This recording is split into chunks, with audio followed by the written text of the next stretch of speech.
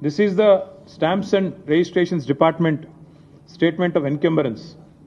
ఏదైతే రేవంత్ రెడ్డి గారి ప్రభుత్వం ఈ భూములు తనై కాకపోయినప్పటికీ ఏదైతే టీజీఐఏసీ ఆ బీకన్ అనే కంపెనీకి రాసిచ్చేసిందో దానికి సంబంధించిన వివరాలు.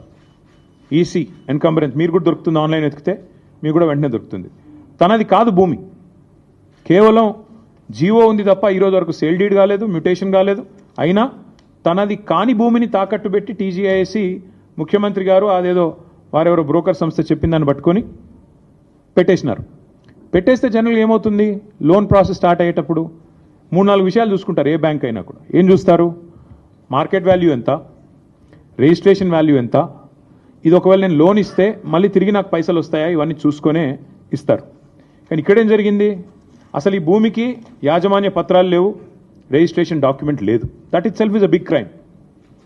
ఫస్ట్ టీజీఐఏసీని, ఇండస్ట్రీస్ డిపార్ట్మెంట్ని, ఇండస్ట్రీస్ సెక్రటరీని జైల్లో వేసేంత పవర్ఫుల్ ఎవిడెన్స్ ఇక్కడే ఉంది. నీది కాని భూమి నువ్వు ఎట్లా అమ్ముతావు అసలు? ఇప్పుడు రంగారావు గారి భూమి